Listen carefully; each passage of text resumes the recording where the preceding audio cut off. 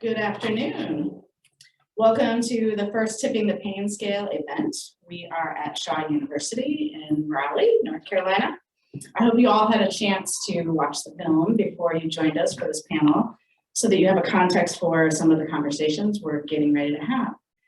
On behalf of the APNC Board of Directors, as well as our partners that helped us pull this together, the UNC Systems office, the North Carolina Independent Colleges and Universities, and the North Carolina Harm Reduction Coalition, we want to welcome you and thank you for joining us today.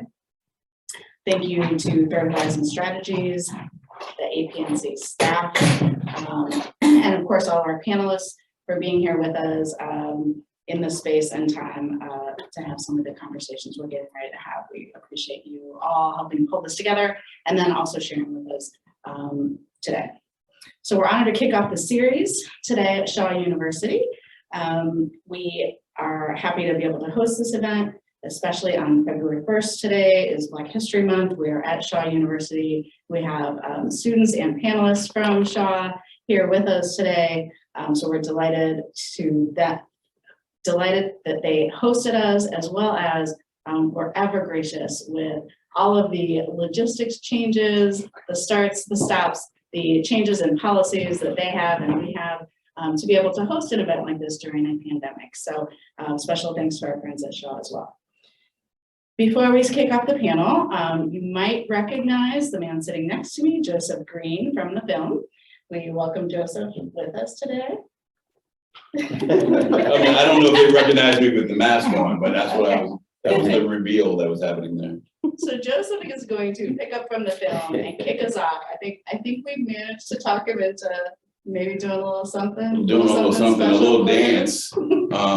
Yeah, definitely. Hi, everybody. My name is Joseph Green, and I am extraordinarily excited to be here. Happy, she said, first day of Black History Month. Happy Lunar New Year for those of you who are celebrating. And I know that if you watched the movie, you just finished watching me do a poem. But I think that what I would like to do to sort of relax the space and sort of welcome us all here and welcome you here for what I know is going to be a very interesting conversation, having had a moment to meet everyone who was on this panel before we started, by doing a poem that is not necessarily related directly to the topic of the film. But it's a nice poem. It's a poem that I normally use to introduce myself when I do work in schools. And it's called For My Nephew on his 11th birthday. I'm sorry for how incomplete this poem will always be.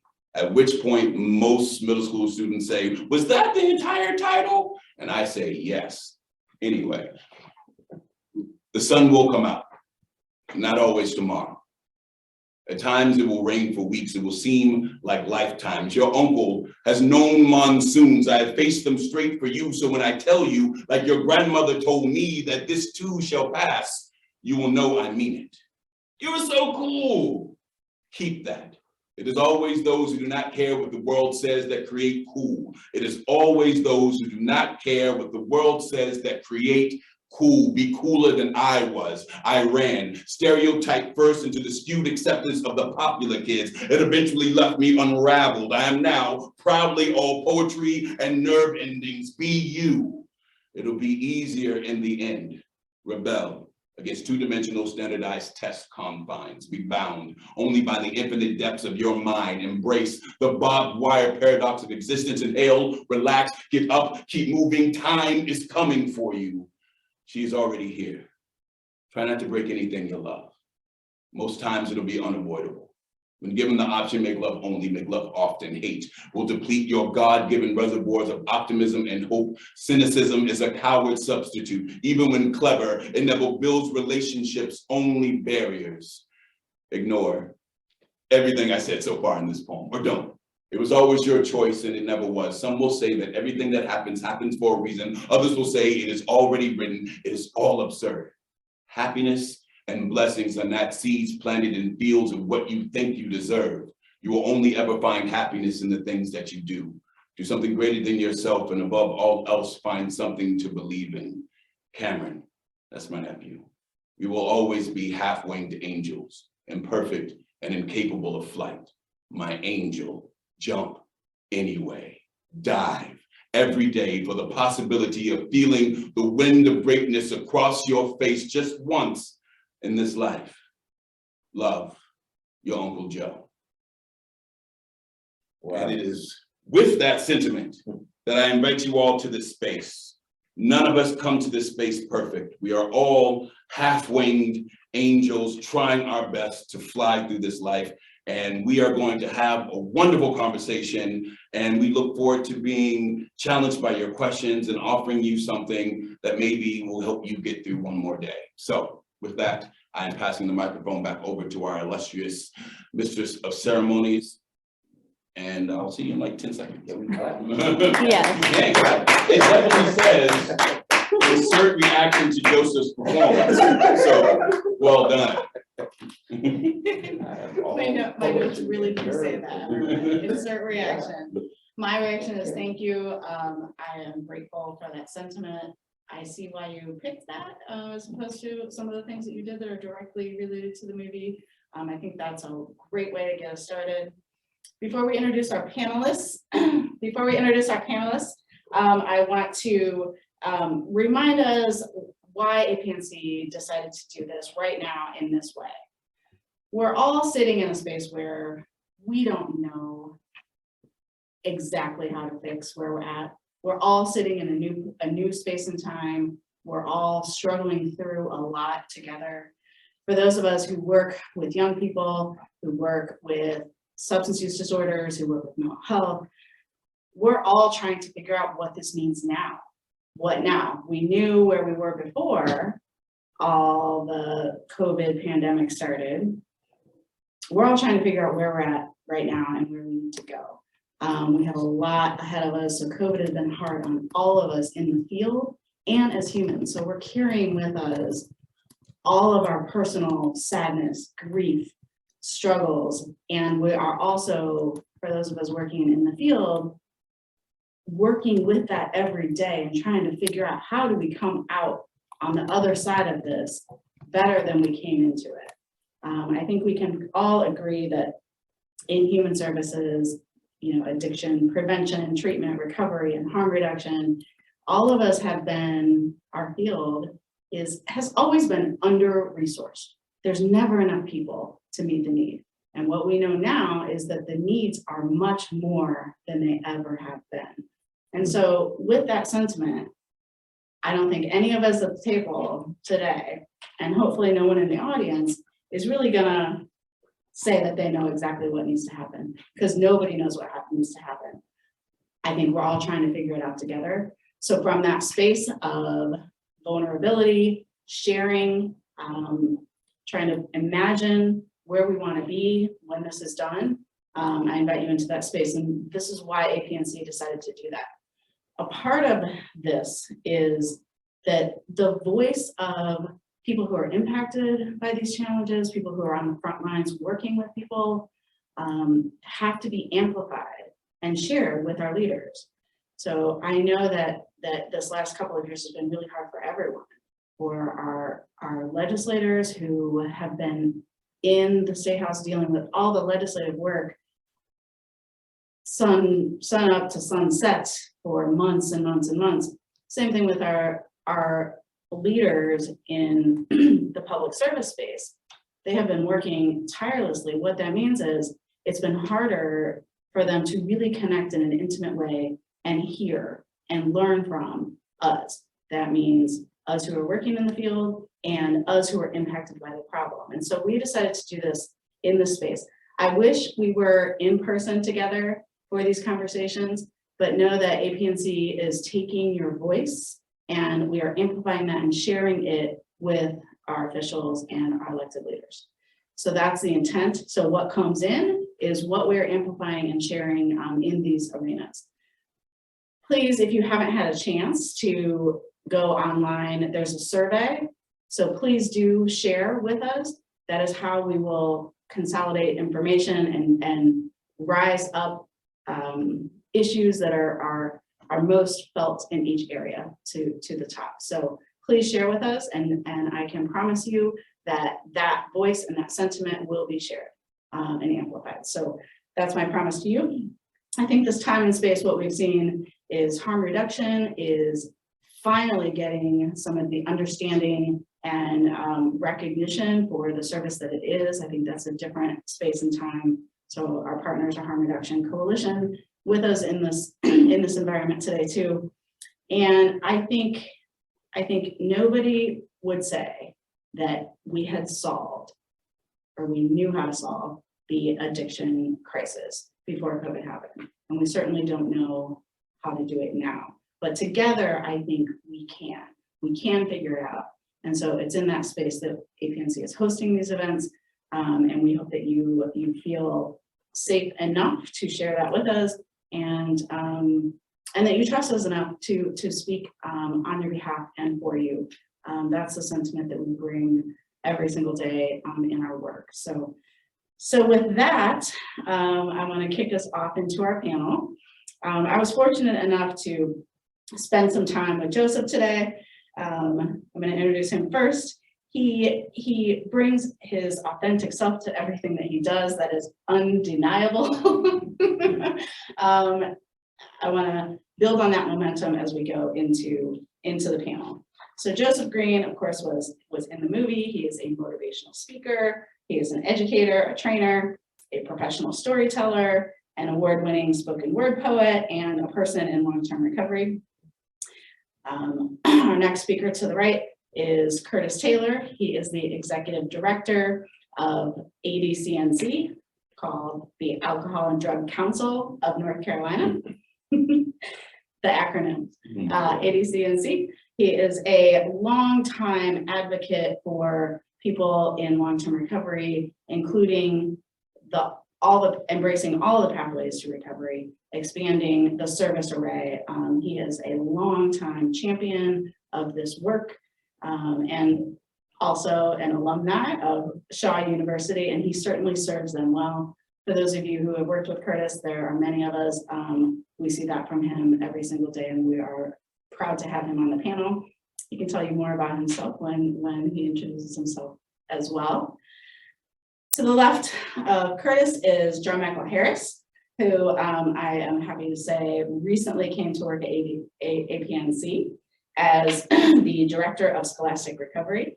So he works all across the state with collegiate recovery programs, those who are in existence, and also those who are trying to start, and those who are maybe stumbling a little bit and need a little bit of extra support. So he works with our campuses all across the state, and in particular, those who want to or already have a collegiate recovery program. He is also the founder and CEO of Engage Recovery. He is a proud graduate of ECU. If anyone who knows Carmichael, I'm surprised you're not wearing an ECU shirt, knows that he loves ECU. He loves where he came from, and the work that he did on that campus certainly got him lots of recognition in North Carolina for that good work, as well as across the country. So the list of boards and projects that he is on is long and numerous, and we'll get those on our website so that you can see what everyone is involved in. I don't want to go through everything because we have a lot of activity at this table. And finally, I'd like to welcome Sydney Bailey to my left. Sydney is graduating soon from Shaw University, so she is here representing student voice for Shaw. She is graduating soon with an applied psychology degree. She comes to us here in North Carolina from Jefferson City, Tennessee, where she earned an associate's in liberal arts from Carson Newman College. She's an athlete, so she is a student athlete as a soccer player, which if she were standing up, you would see why. I'm height challenged, so I always notice everyone's height. And so her experience coming from a traditionally white campus to an HBCU here at Shaw, and coming from Tennessee to a new state, and what that has been like. And as a student leader and athlete, she brings that perspective with her to the table, and we want to welcome you too. Thank you so much for being with us. Everyone good? Moving on. Okay, teeing up. First question is for Joseph. Joseph, how do you feel some of the work you do in communities was captured in the film? And what does that feel like to actually see that on screen? So first, I've been doing what I do for a long time. And I think that, you know, I've been caught on film here, caught on film there. And I've never had, however, an entire film crew follow me for, when you add it together, is probably 2 weeks worth of time at the 3 different locations that we were at. And I was nervous, honestly. I was very nervous because the few times I'd come across the media and my work, I used to run a mentoring program in DC, and we had this wonderful program where the young people got to win a prize for coming up with a slogan, and the news crew came out and I did a poem, and I told my mom, I said, you got to look at the news, and drug addict, former drug addict, Joseph Green. And I'm just like, first of all, that had nothing to do with what this program was about. But ultimately, I, as many of you have had our identity taken from us and used to at the profit of other organizations, media, so on and so forth. And so I was very nervous, but once I saw what part of my life and what part of my work they decided to put into the film and the questions they asked me in the process, and by they I mean Jeff and Greg, Jeff the filmmaker and Greg the producer, I knew that it was going to be honest. And that's all that you can ask for, you know, and I felt that it was an honest depiction of the work that I do. And after meeting the other people in the film, I thought it was a very honest depiction of the work that they do. So I was honored, and it felt great to see that. And I think more importantly than all of the stuff I just said was that I believe that we do have an idea of what needs to get done. I don't think enough people have seen it in action. And so I've spent a lot of my life trying to explain to people what happens when I go into a classroom and interact with young people in this way. And, you know, it doesn't translate well to a grant application all the time. It doesn't translate well to asking somebody to sponsor an event, you know, just because look at how these young people are blossoming in this space and how good it feels to be interacted with about who they are as opposed to what they can produce or what their grades are. And so to actually see that and just not have to say anything, just walk away and be like, that's what I'm talking about. That was a blessing. Great. I'm looking at the camera, so I'm looking at y'all, and I'm not being rude to her. We've been talking all day. Okay. I'm not as loud as you. I'm gonna try, I'm gonna do my best. So if we can take a minute to just reflect on the stories that we heard through the film and give some initial reactions, some walkaways, takeaways from the film. What were some of your initial reactions to seeing the film? And I'm just opening it up for a friendly conversation on that. I think that, like at the beginning, I was talking about killing Narcopan.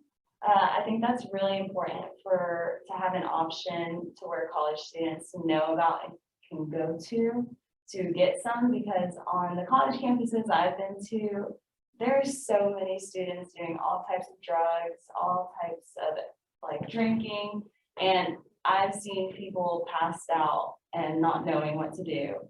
And I think just having a can of that, or so people have a space to where they can go and learn how to properly use it, would be really good for college campuses and students. I think that you know, when I think about the people's stories as depicted in the film, I'll take this off for 1 second. Thank you.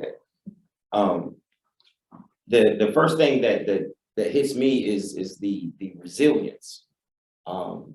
The folks who find recovery we're not unicorns, but that resilience and that courage. And I use the word courage simply because of the stigma. Joseph spoke on it earlier. former drug addict, all these the stigmatizing language, the negativity associated with substance use disorder, mustering up the courage to talk about it and do something about it. Lord help, find some help for it, and then actually complete and go through some of those processes to come out on the other side and be able to raise that son and that daughter, to be able to become a person that can actually write a poem to a nephew, somebody that can reach back and help somebody else. To me, that's amazing. But one of the things that stood out to me was that the stories depicted in the film were somewhat unique. There was something special going on.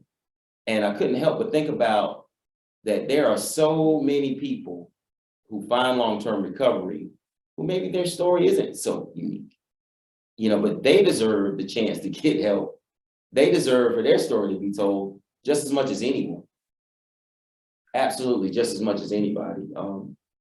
And so, finding recovery, becoming an executive director, finding recovery and becoming an award-winning poet, finding recovery and becoming Mr. ECU, these are all wonderful things, but like we can't get it twisted. There's nothing special about Curtis Taylor. There's everything special about the opportunities that I've been given. There's everything special about the powers at work that support me on a daily basis. And there's everything special about the impact that my recovery is having on my son, on my daughter, and on my family, and on my community. For me, I think the biggest thing that I took away from the entire video was really this idea that compassion is the answer to emotional pain. When I think about Darren Waller, I'm ECU Pirate Nation through and through, but before ECU, I was a Raiders fan. I've been a Raiders fan since, like Bo Jackson's days, right? And so seeing Darren Waller be able to shine his recovery at the highest level of professional sports, being the NFL, and then thinking about how few times we get to see or hear those stories. The ESPNs, CNNs, the media, whoever, loves to be first one on the scene when someone's checking into rehab or being pulled over for DUI, but we never hear the follow-up story. We never get to see the individuals actually find recovery and do well, because that's not a sexy story. And so I was excited to see this particular piece follow Darren Waller through his success. And, here it is, we're just at the tail end of the playoffs, to see him still showing up and doing what he does best because someone saw past whatever his past was, or, was able to show compassion. The individual who showed up and met Darren Waller at the stadium and handed him the Sober Nation coin, that's awesome, right? That there's a community out here that is far larger than we can ever think of. And we're in your neighborhoods, right? And I say we, I'm not a recovery myself, but I feel as though I'm a part of the recovery community because we all should feel as though we are part of the community, because that's the way that we see this problem come to an end of some sort, by all kind of stepping in and being a part of the solution and not just sitting back, pointing fingers and trying to figure out what the heck is going on. May I? Yeah. Yeah, I'll go back to the first time I saw the movie. The first time I saw the movie was in Vegas. And for everyone to understand, this movie started in 2019. And the last time, I came off the road and all the work that we were doing in Nashville was December 2019. And so it wasn't until this October that I finally saw the movie. And what it felt like was, I felt like a member of Voltron or the Captain Planet group, which is to say that I've been doing my work in my little silo for so long that I feel like they went out, the filmmakers, and found people who, if you put all of their approaches together, create a 360-degree approach, from harm reduction to working with young people to policy and politics to just to what it means to represent in the world of celebrity this, and to be a part of that group. was such an honor, but then to realize that I could go back to my own town and find the other members of that, of Voltron, if you will, the other arm and the other leg, but in my local space, because these people who do this work exist everywhere. And I think that's one of the great things about the movie. And when I first saw it, I said, I hope that people watch this and realize that we are just 6 or 7 individuals, that our stories look good on screen in this way, but there's a me in your town right now. There's a Roz in your town right now. There's a Josh in your town. And hopefully this is bringing them all out, events like this, so that y'all can meet and network and do the type of work that we did in the movie, but like where you live. And that's how I felt the first time I saw it. Sorry, I'll stop preaching now. So the first time I saw it was at the APNC conference. We did an early screening of the film. And as soon as I saw it, I was like, we have to do this. We have to get it out there. We have to bring us back to the human side of this. And that's really the part of the film that spoke to me, working in human services in and around government for most of my career. I think that's the space that spoke to me directly, was despite the funding codes and the challenges and the money and the struggles and the this and the that really we all need to sort of bring ourselves back to center and think about the people first. And, you know, we talk about person-centered approaches and all of those things, but I think as a collective, that is what we need to do. And Jay, you said something about that's where the healing is, that connection. So that's the part of the movie that really spoke to me. And then of course, because you saw that then played out and saw impact in policy, and you saw impact in changes with policy and programs, that's the piece that spoke to me and gave me hope. And that's why we wanted to share it all with everyone. So I'm going to kick off the next question. Y'all feel free to jump in, add, modify. This is a friendly conversation, but are there things in either specifically in Raleigh or that you have seen of and heard of that you think are especially strong for preventing substance misuse or supporting young people in recovery or promoting harm reduction? Are there things that just pop up to you in mind for either this particular area or things that are happening that you've seen that feel promising or really strong? Doesn't mean it's an all-inclusive list, but what pops to mind for, especially for our folks out in the audience who might not live and breathe this work all the time? What's going well? Wow, do I hear crickets? Oh my goodness. I was like, I'm not from Raleigh, but I hope something's going well. Well, I think that this is an interesting time right now, right? You throw COVID on top of everything else that was already taking place in our very fractured and fragmented system. I think one of the highlights of something going well in Raleigh, one would be healing transitions. In the day and age of, you have to meet medical necessity to get treatment, and really in the majority of our area, treatment really doesn't exist. Not the way it did back when I was going through treatment episodes. And so like healing transitions, it becomes like the last house on the block for so many people.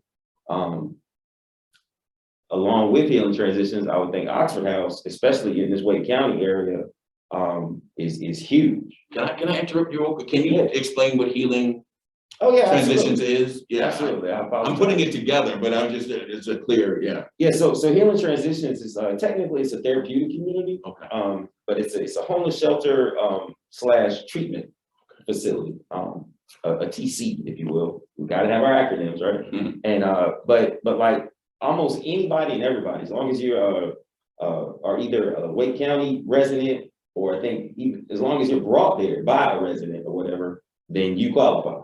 You know what I mean? You don't have to jump through hoops and do all kinds of sorts of things to check boxes in order to get help. And a lot of times, you know, dealing with substance use disorder, when a person does reach out for help, you need to make sure they get that help right then and there, because tomorrow's not promised. There's no guarantee that they'll ever make it back if they don't get it. And then Oxford houses are self-run and self-supported recovery homes for people, specifically for people in recovery from substance use disorder. In Wake County, oh goodness, there's got to be close to, I don't know, somewhere near 60 Oxford houses. Yeah, and just in Wake County alone, approaching like 300 or so across the state of North Carolina. And Oxford House is an evidence-based best practice for recovery home model, the only evidence-based recovery home model for substance use disorder. And it's a worldwide organization with over 3,000 something across the planet. But to me, those two things would be the first things that I would come up with. There are more, but those two I think are helping like the biggest number of people, the masses, if you will. Yeah, I think to add to that, Recovery Communities of North Carolina are a great resource and organization that provides directly to Wayne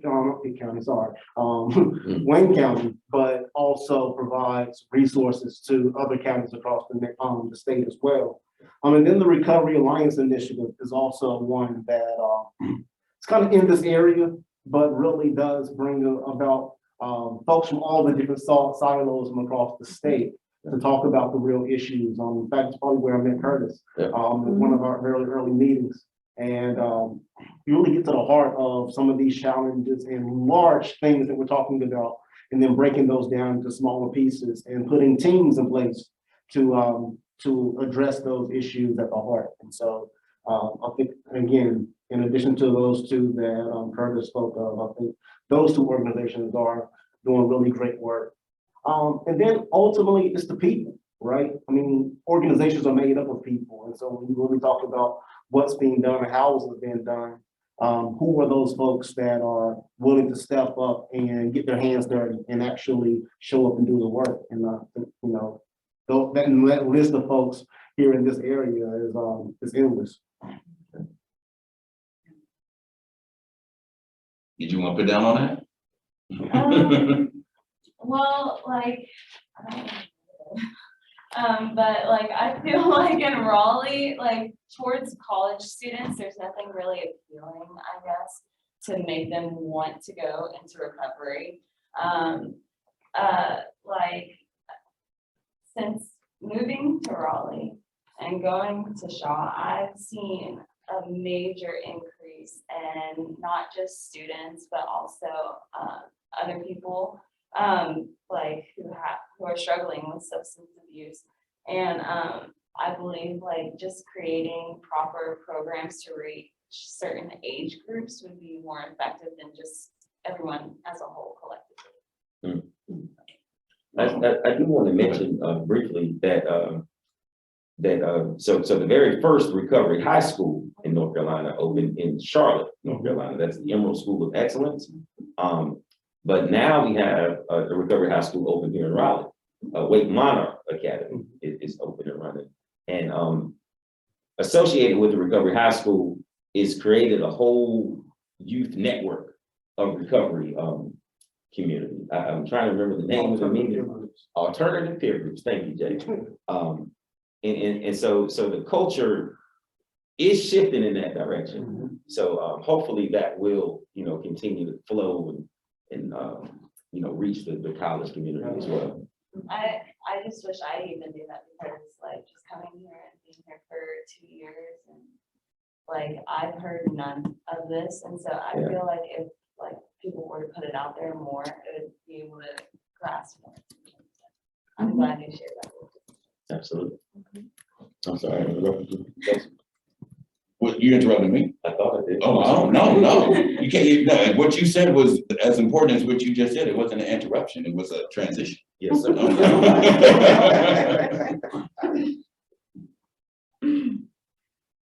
Are there things that are happening across campuses Shaw in particular, if you're aware of those, but things that are happening in that college space. So you teed that up for us, so we got to follow that thread because I feel like we didn't quite get there on what's working well for students. I mean, there are a lot of challenges for our students right now. There always has been, but especially now. What is helpful to students? What is kind of working? What shows support either here at Shaw or what you have seen in your work?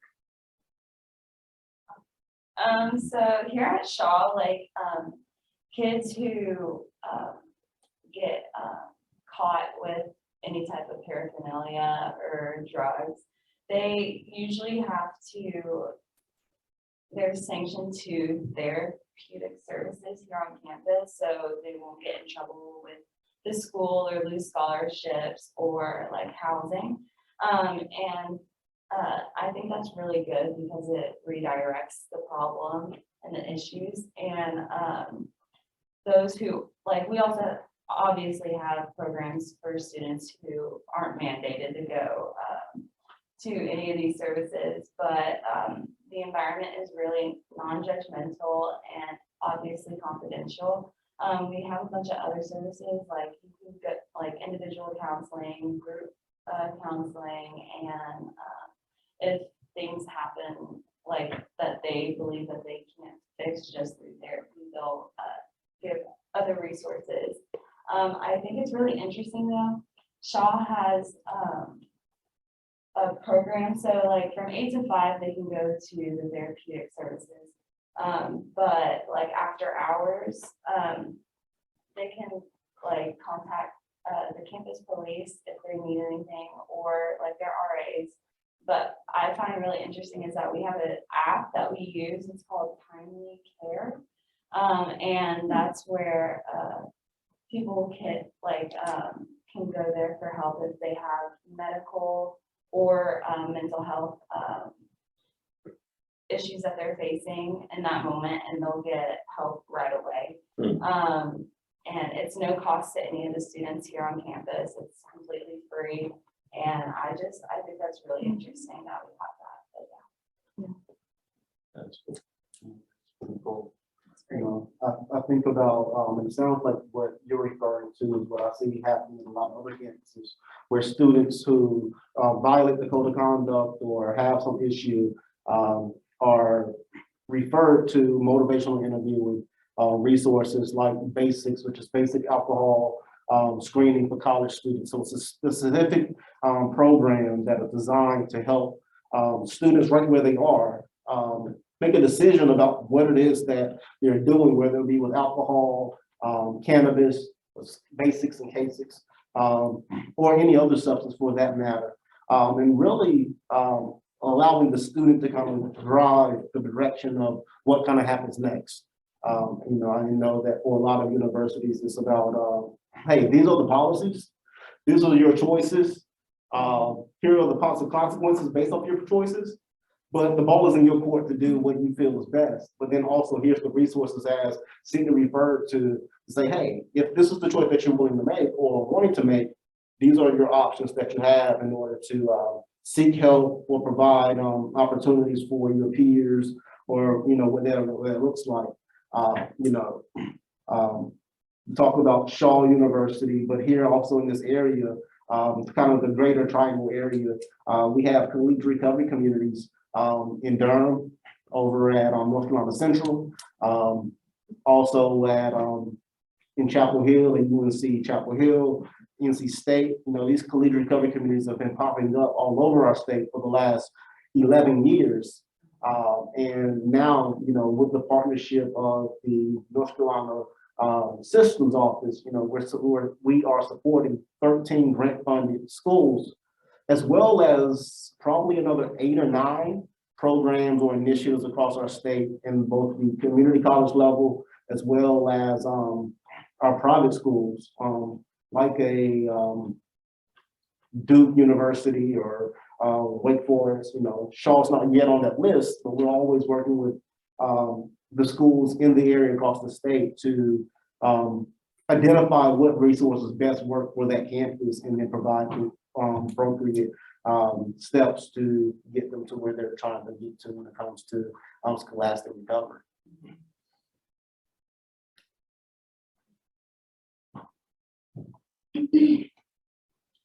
While we're talking about young people, I'm gonna shift back to you, Joseph, and ask you to answer, or at least start to answer this question. So you get a firsthand look at students across the country, at schools across the country, and at parents across the country. So from that view of education, families, and prevention across the country and the work that you do, what are one or two things, or what are the important things that you would like parents and teachers to know right now?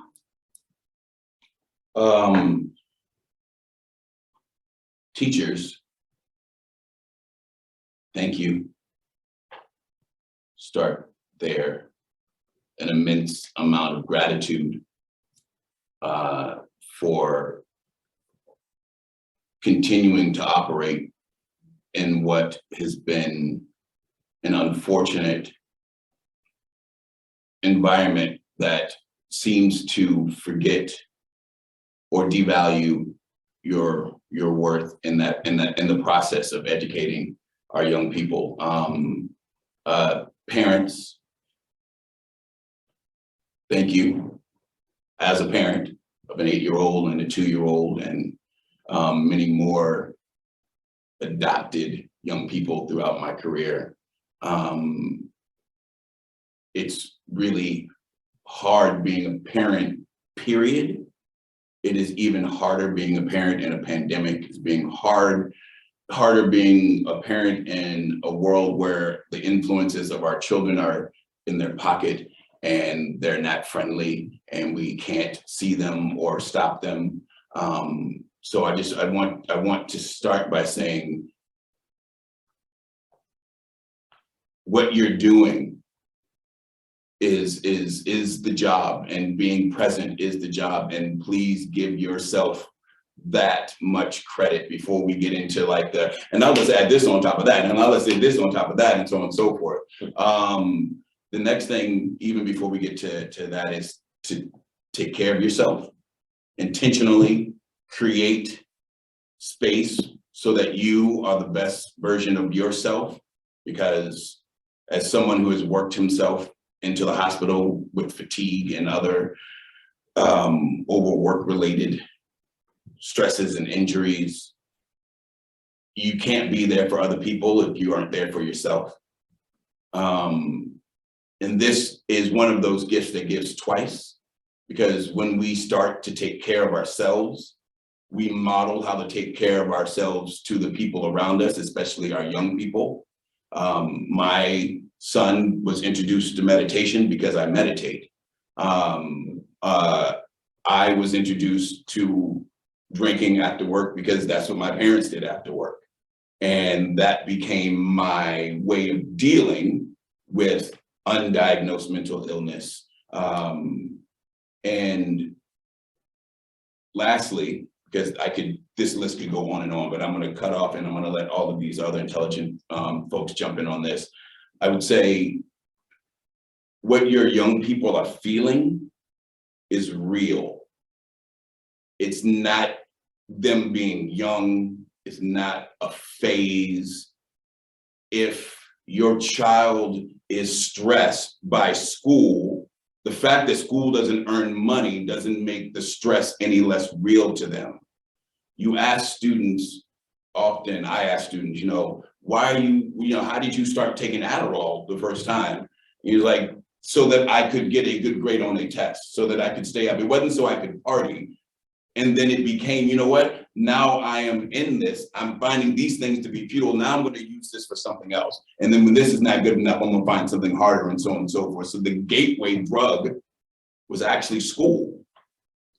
And so when they say, I'm heartbroken, when they say I'm stressed out, when they say it's too much, when they say I need a mental health day, take them seriously.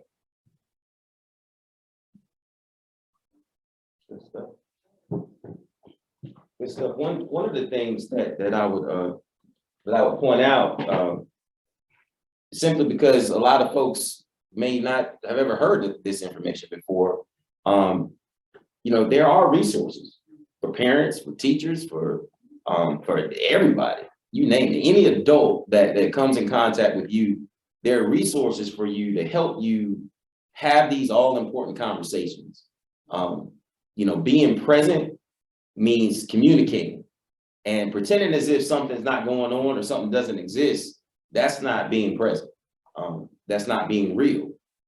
We must be authentic with our youth. We must meet them where they are in their space. Here in North Carolina, for example, I'm actually an ambassador for the Talk It Out NC campaign, which is sponsored by the alcohol, the ABC. yeah, ABC board. I'm sorry, the ABC commission, rather.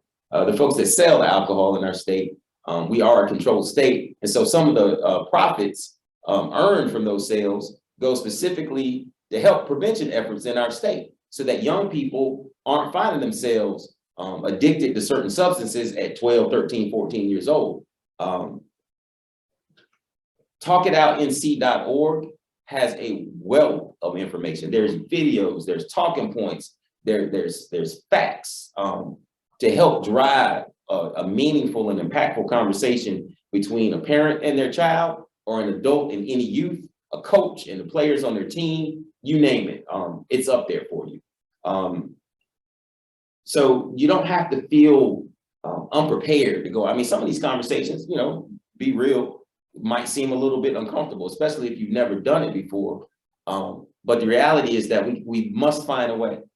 We must find a way as parents, as teachers, as coaches, as people that have lived a little bit longer on this planet than some of the youth coming behind us. We're obligated to figure it out, get it figured out, and have these conversations with these young people, because they're worth it. You know, like, it's cliche, right? But they are the future. So if we don't help them and help mold them and nurture them, then, you know, what are we doing?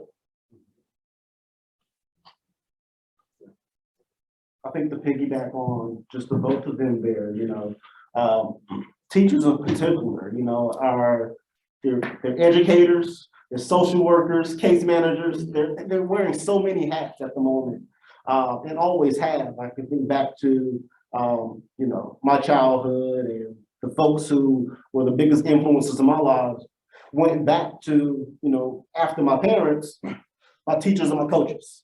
Yeah. And so I think about that often as, you know, I'm now, 15 some years removed from high school, and I'm thinking about now what influences am I leaving in my own community, as far as being able to support those teachers and coaches to raise this next generation. And I'll keep saying, you know, I'll say it 1,000 times throughout this, right? This is truly a community effort. And so if you're not a teacher, but you have a niece or nephew that's involved in the schools, you should also be involved in the schools, being there to support your siblings in raising and rearing the children in your lives, so that, you know, all of this isn't being shouldered by one or two people. And again, the more people that are doing this, right, many hands make light work. And so however it is that you can find yourself being involved, even if it's just volunteering an hour a week, you're doing a little bit more than you were doing the week before. And, you know, those things matter for the children that you're showing up for. So let's stick with you for a minute, Jay.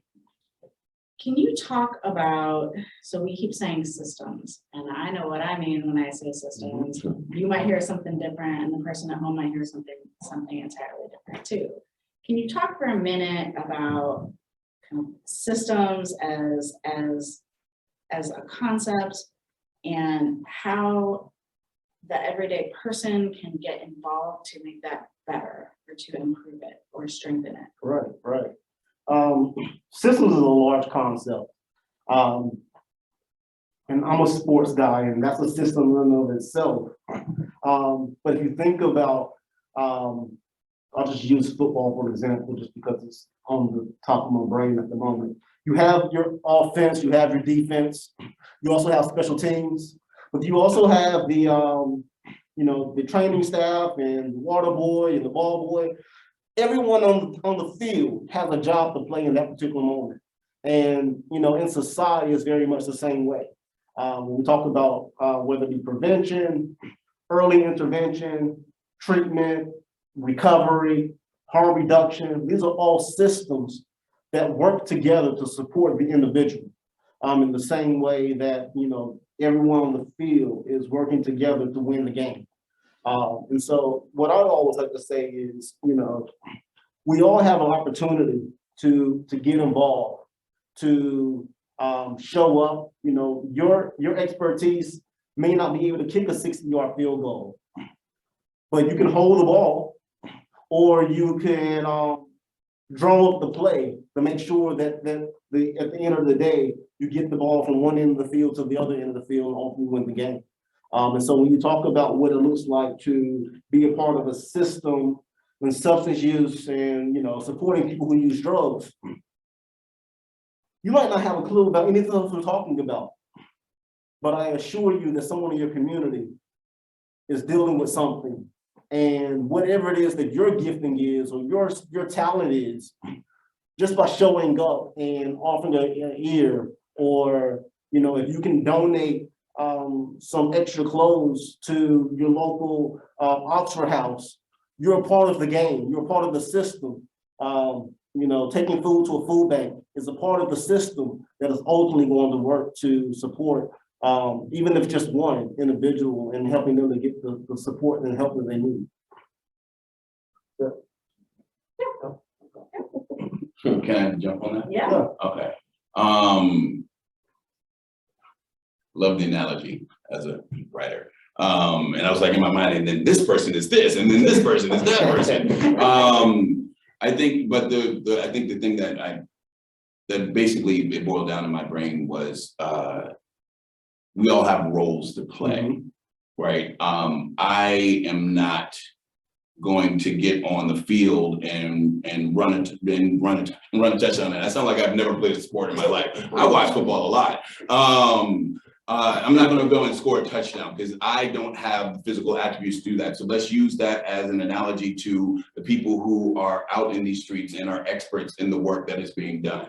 And so to support them, it's not always my opinion is equal to their opinion because they are out doing this work. So whether it's teachers or folks who are peer recovery specialists or people who are running these spaces or the information that doctors have, like the science behind the work that is being done, it's important for us to educate ourselves to best that we can to be a supporter to those people and to hold them accountable to it. But a lot of times, I think, especially where we are now in some of the divisive conversations we have in our society, people just want to be right, or they just want it to be their way, or this is my kid, I know best, as opposed to this is my child, I want to find out what's best.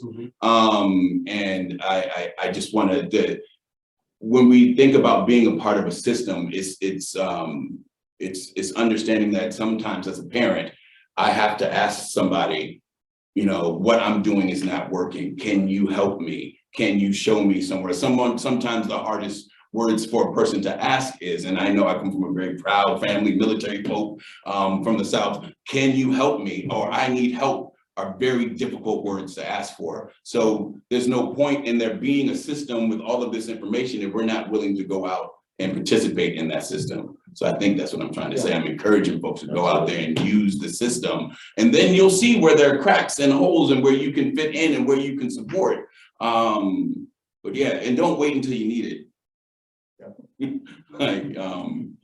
Try to support while you can.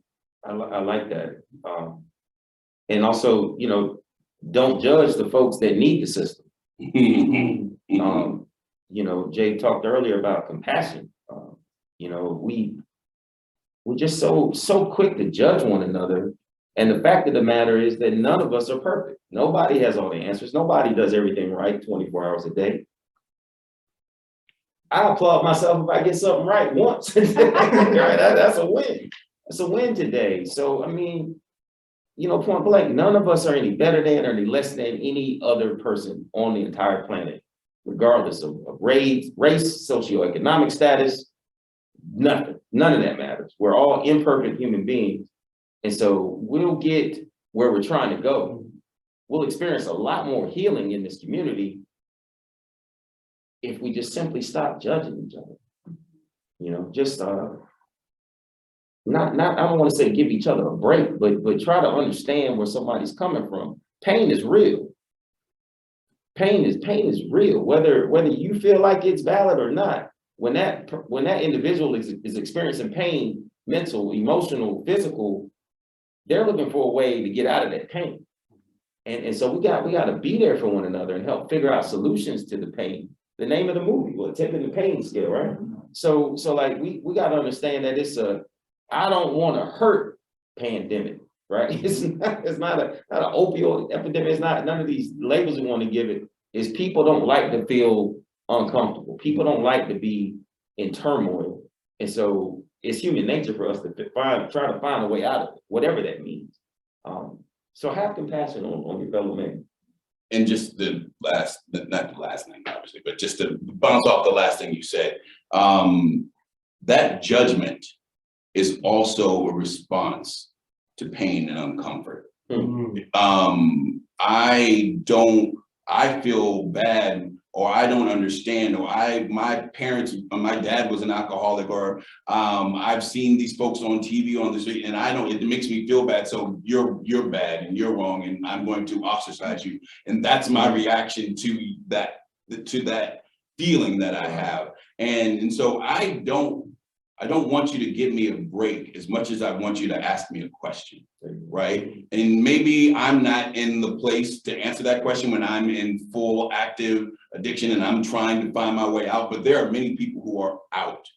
There's so many millions of people in this country who are in recovery, and many of those are willing to share and talk to you about it. So the choice to humanize is not on me when I'm going through it, it's on you as you are witnessing it and asking yourself, what type of person do you want to be in this interaction?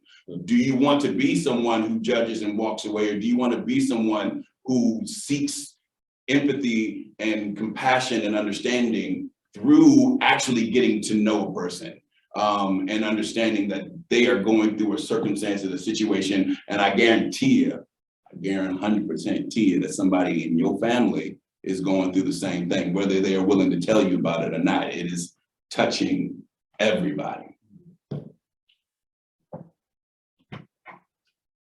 You got no one in the minutes I saw you putting in? Yeah, I got you, bro. Sorry, I got you. Thank you.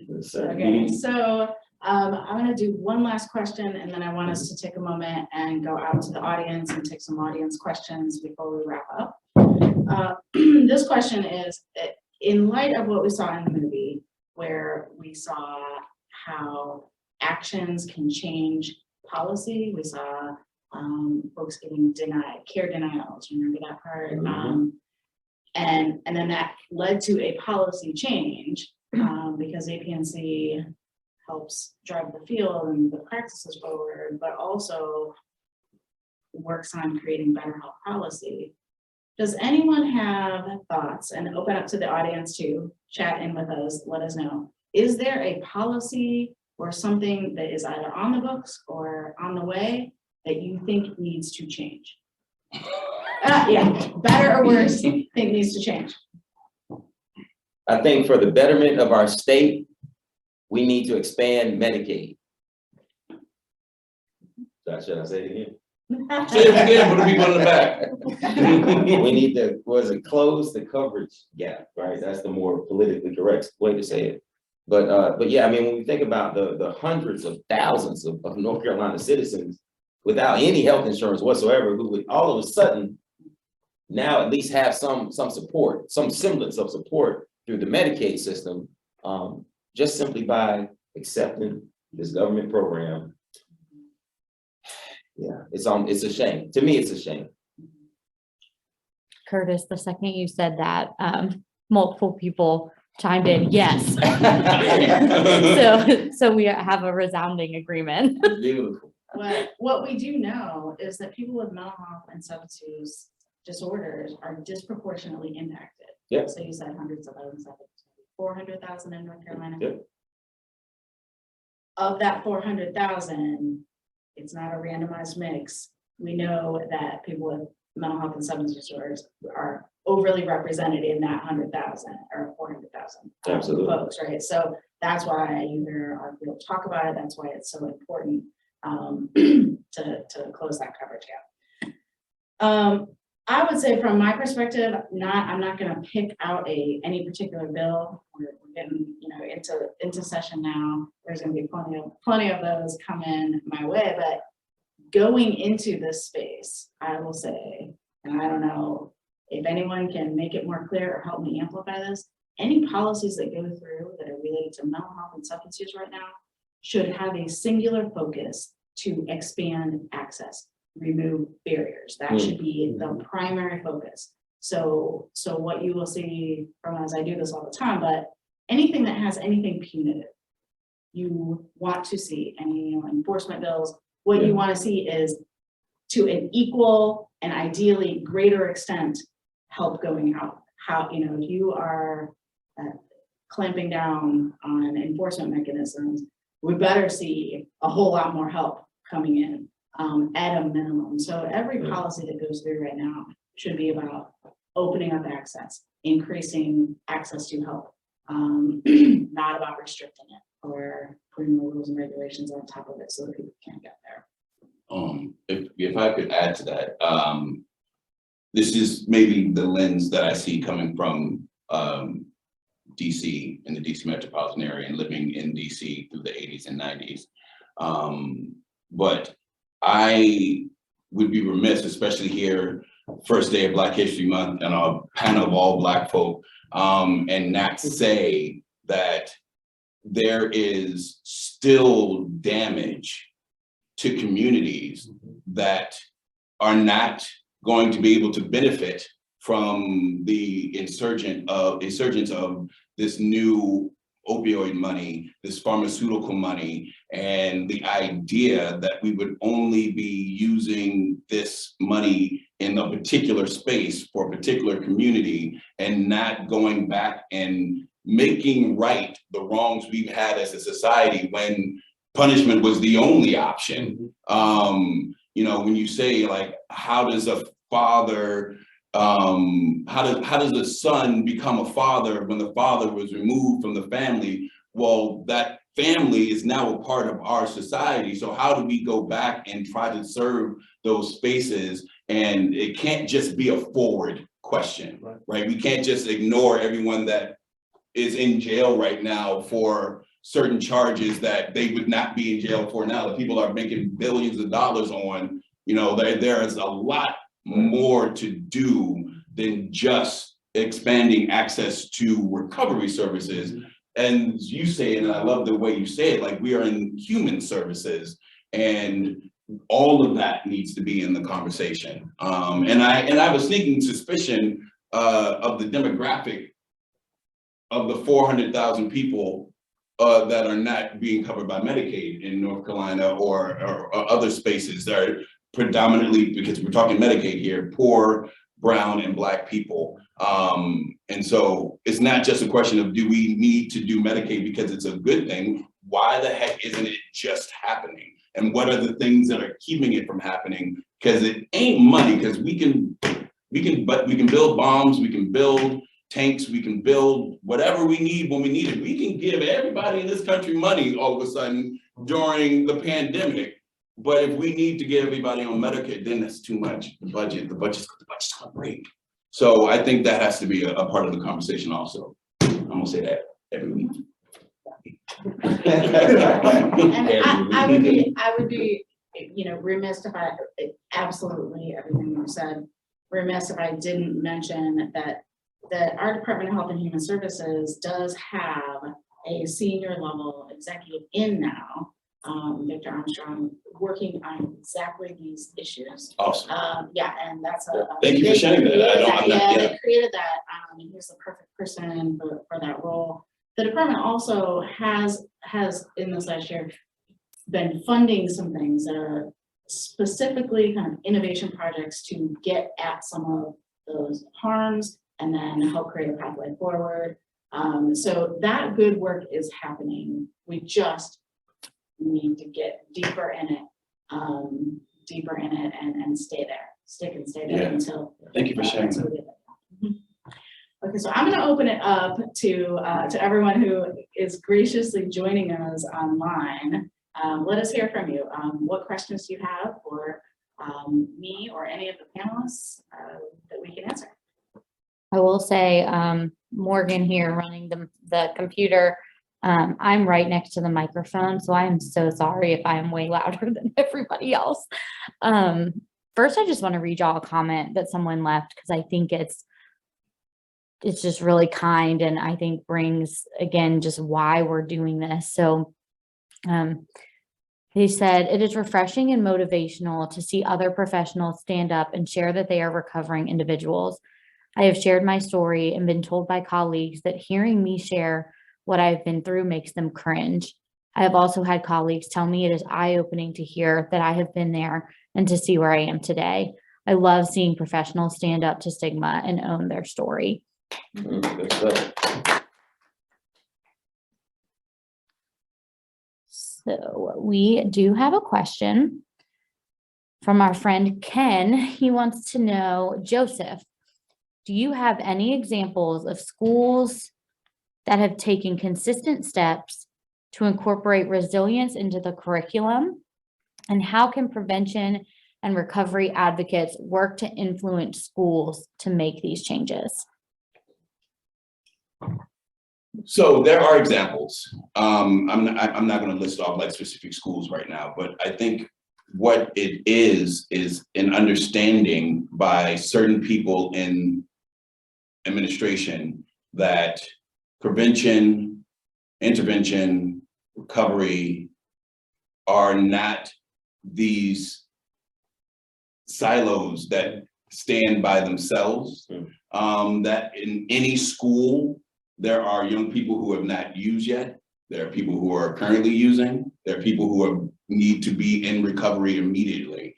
And that there is a rift between the laws of the land, the understanding of the science, and how a lot of our parents participate in using substances.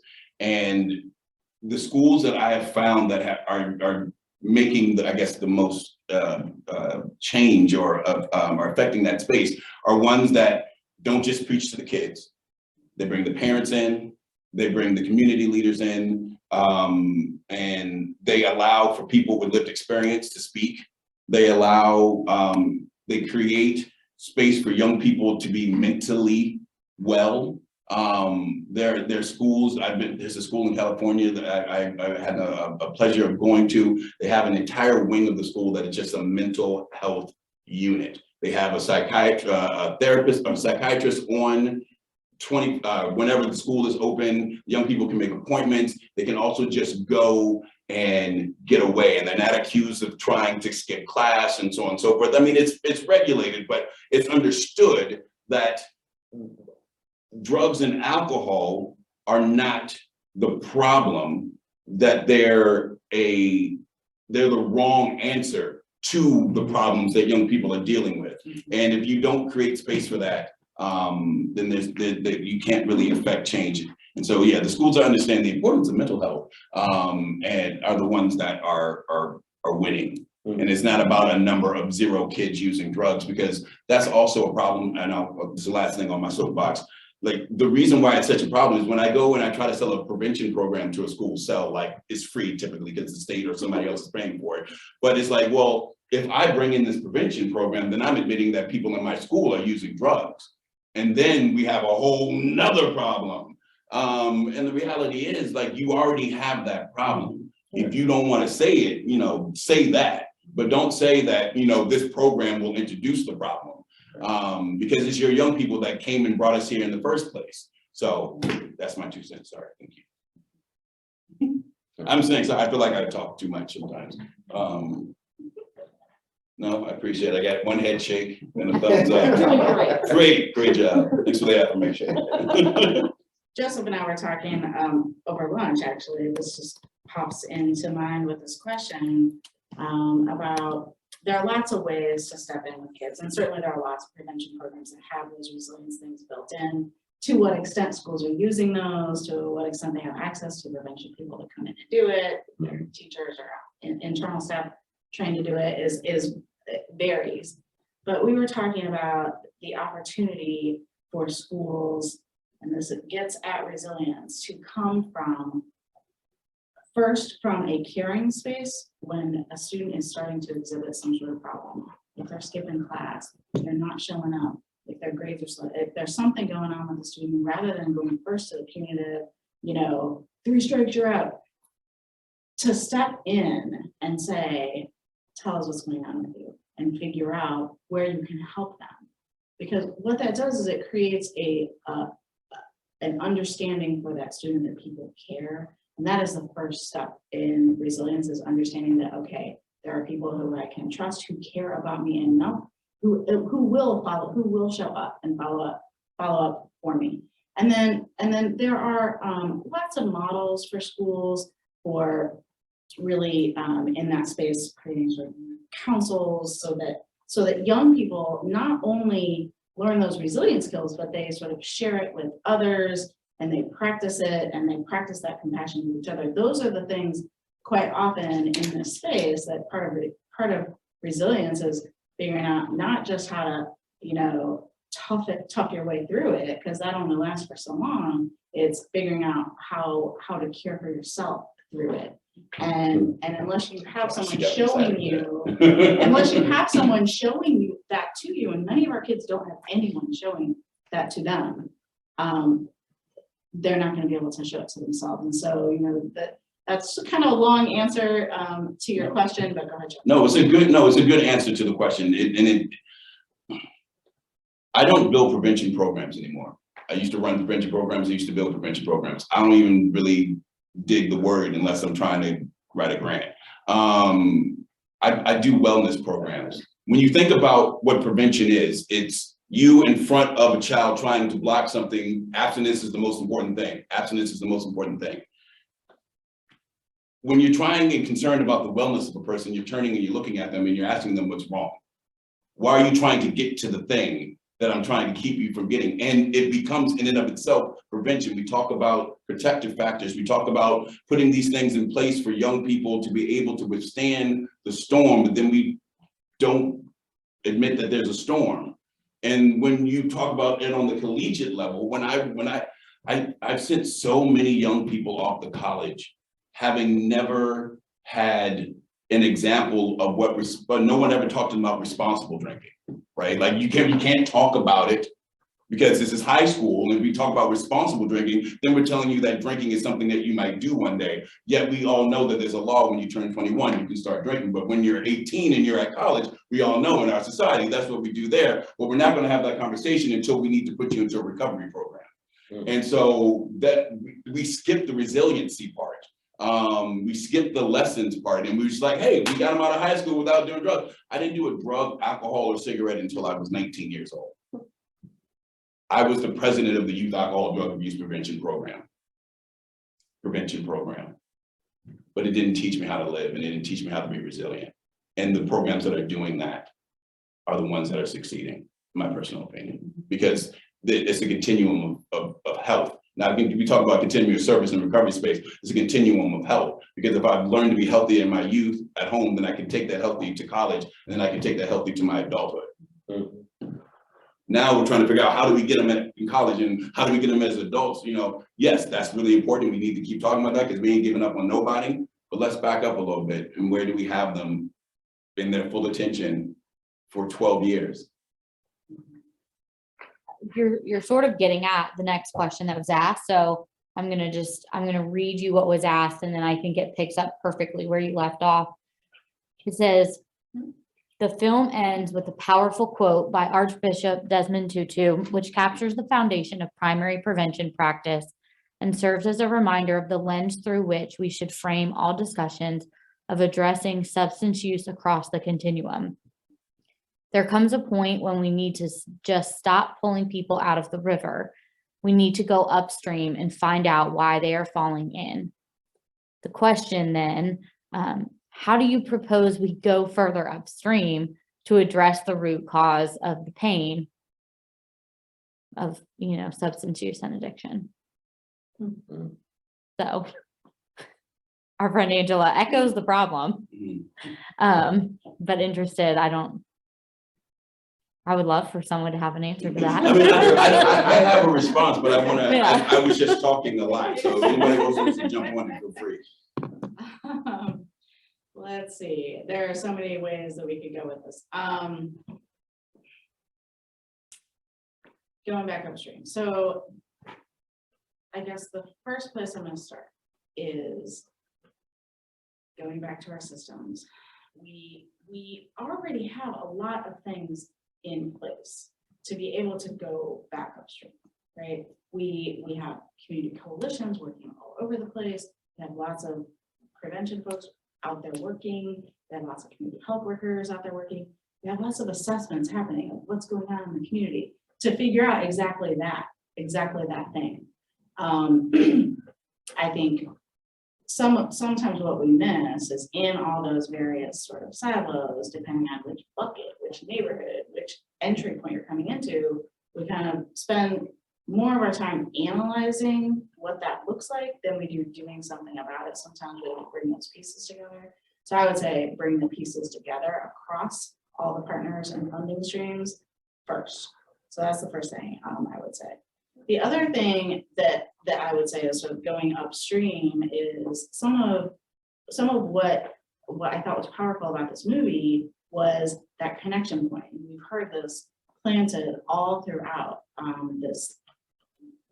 this conversation is the connection points, the real meaningful connection points for young people is how you start to get at those root causes.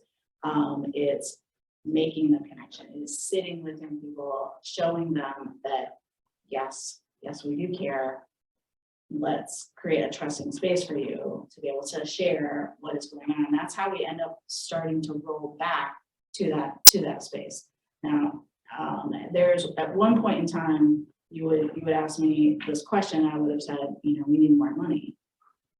Because there's not enough money in the system, right? We all have operated in this human service space where there's not enough money to get there.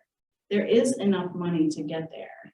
So I would say the next thing is show up. So there's professionals working in the field who are there. There are not enough of us, but there are enough people who can show up in our communities for our schools. So if you're a parent and you're just showing up every once in a while, if you're a member of your community, whether you have a kid or not, knowing what is going on with our young people right now, and you're not showing up and doing your part to help those schools, that's some of the ways that we roll it back. There's lots of programs and services that are available. There's mentoring, there's a plethora. Most of us out there don't even know where those are in our community. We heard that. You heard that, or you said that about SHOP. Oh yeah, I didn't even know that was a thing. So if you're not showing up, that you're never going to get to rolling it back to the root causes. Two quick things. One, I want to first say that I want to be clear that my comments earlier about prevention is not a reflection of what I feel about people who work in prevention and do prevention work. I think fundamentally there are certain questions that we need to ask to make any space that we occupy better. And sometimes, especially myself who deals with language, I think the words that we use are powerful and become sort of the mantra by which we lead our lives. And so is it prevention that we are trying to do? Is it wellness that we are trying to do? So on and so on and so forth. So I wanted to be clear because I got very passionate right there, and I was trying to replay everything I said. God bless you for the work that you do, and I appreciate you.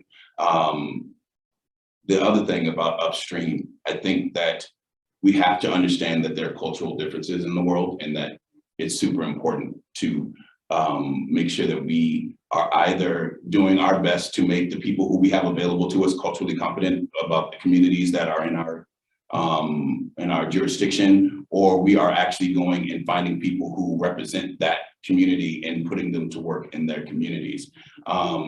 Upstream, you know, I grew up in a household with parents who didn't take mental health seriously not because they didn't have harm in their family, but because they were told that, you know, my grandfather was a sharecropper. My other grandfather died when my dad was 10, and my grandmother had to clean houses and do hair. Like, when do you self-care in that? And then when do you pass that down to your children? And then when do they pass that down to their children? So understanding that there are cultural differences and making sure that we are addressing those is one thing. And then also, you know, how do we keep families together? How do we keep money into the community? Job program is a prevention program, right? Making sure that people have work and pride and understanding that they can provide for their families and be present for their families. And then addressing what keeps parents away from their children, even if they do have jobs, you know, working 40, 50, 60, 70 hours a week just to be able to put food on the table. We're creating a nation of latchkey children upstream. You know, kids who are being raised by their cell phones and what industry thinks is popular and good for them. Because parents who love their kids so much that they would work 60 hours are not there to do anything about it. So upstream is better paying jobs. Upstream is Medicare and Medicaid for everybody. Upstream is ways to put the family back in the living room and back at the dining table so that we can have these difficult conversations. I think, you know, to go off of that right there, I think one of the things we talk about right now is, you know, the big quit or the great resignation and all of these things. Well, COVID has slowed us down to the place where we're all now reevaluating what's most important to us and how we get back to either what we want, or we're looking forward and saying, hey, if I keep going in the way that I'm going, I'll never have what it is I'm looking for. And so I think that, you know, this reset has really allowed us to just slow down a bit and say, hey, this 50-hour-a-week job that I have that was providing me X, Y, and Z was good for a time period, but it's not going to take me where I want to go long term and have my full mental health, have my presence with my family, have the things that I want, to then be sure that my son or my daughter or my niece or my nephew aren't going lacking from the physical presence of what it means to be a family. And so that's one thing I truly appreciate. And I really hope that we all are taking a look at what that means for us individually, and then how we then show up 5 and 10 years down the road based on what we're learning today. Real quick, there's one aspect of this. It's probably, I don't know, maybe a smaller aspect than some of what you guys mentioned, but you know, scientifically there's a genetic component to substance use disorder, right? And so one of the things that we're working on in my agency right now with the support of the state of North Carolina is a program that addresses parenting specifically for folks in recovery themselves, to help kind of equip those parents with some tools and some strategies in raising their kids, so that hopefully their kids don't grow up and develop a substance use disorder, if that makes sense. So that's one, I guess, probably smaller way of going upstream. But to me, I feel like it's an important one, and you know, can do a lot of good. Absolutely. Do we have time for one more question? I think we're getting really close. We're having so much fun. This is a lot more fun than I thought it was going to be. For those of you who asked questions that maybe we didn't get to, I will commit to you that before the series is over, we will take those and circulate them amongst the panelists and get some feedback to you and your questions. We'll do not an FAQ, but a response, a call out response to questions that didn't get answered. So thank you for interacting with us. Closing thoughts from myself and the panelists. First of all, thank you for interacting with us. Thank you for sitting through a movie. Thank you for being willing to sit in a space of vulnerability and not really quite being sure of what was Sarah gonna ask today? Or what's gonna come at us? Thank you for that. Thank you for engaging and helping us move forward together. Closing thoughts from the panelists? Yeah, I'll just share, one of the questions, that was written was, like, what was our main takeaway from that film, right? And, I think for me, I kind of realized that law enforcement, for me, was the enemy. As an African-American male, the police was something to run from, to be afraid of. They were out to get me. Even before experience with any type of substance or anything like that, it's just, that was the culture, that was the mindset, and that was the reality. You know, fast forward, you know, being, good Lord, 51 years old. Jay was talking about being 15 years out of high school. I need a calculator. I heard you say that. I'm like, hold on. How many? I was Hold on. but not just being 51 years on the planet, but also being over 19 years in long-term recovery. I realized today that the law enforcement is a part of the solution, and you know, there's so many like good people in law enforcement today who are recovery allies, recovery advocates. We're out there fighting for the same folks that I'm trying to help every day of my life.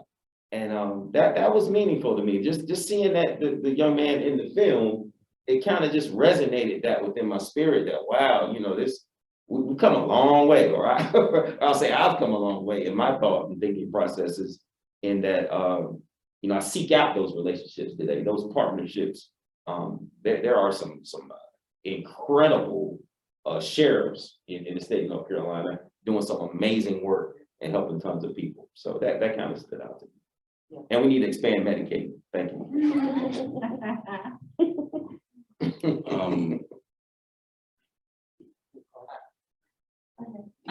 So I wanted to do a couple of you, like that really stood out to me as well.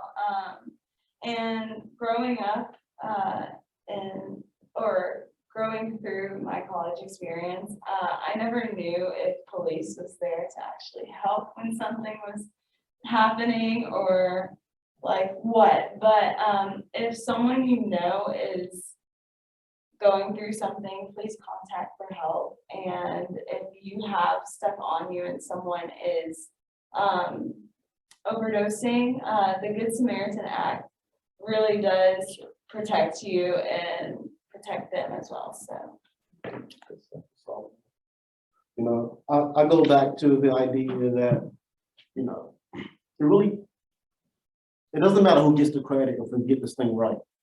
Right? If you're showing up, lives are being saved, and that's ultimately what matters. And so continue to show up. The fact that you sat through an hour and a half presentation and then another hour and a half conversation shows that you're at least willing to listen. And so continue listening, continue showing up, and offer the hand, you know, make a phone call, do whatever it is that you can to ensure that we keep doing things in the right way. And holding folks accountable, those who are making the decisions, ensuring that they're making decisions on not just your behalf, but on behalf of those who are the least of us, right? Those who will continue being overlooked and stepped over. That work that you're doing, ensuring that you're pulling someone else along with you.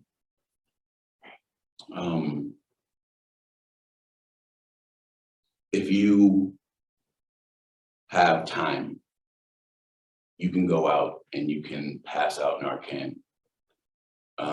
You can be a ROS, or you can be a part of a ROS in your community. If you have a good idea and you think it will serve your community, you can go and join your city. You can join a city council meeting. You can even run for your city council. If you are a person of power and privilege, you can speak about your recovery. You can speak your truth. And while there may be some fallout, there will be much more support than that. You can do what Darren does. You can do what Marty does. You can, if you are an artist and you want to give back to your community, you don't have to start a nonprofit. You can just volunteer one day a week and be a presence in the life of a young person. It's a movie, but it's a documentary. It documented actual life and people out doing this work. And we know everyone can't just make a right turn and do this stuff permanently, but you can be inspired by a part of it.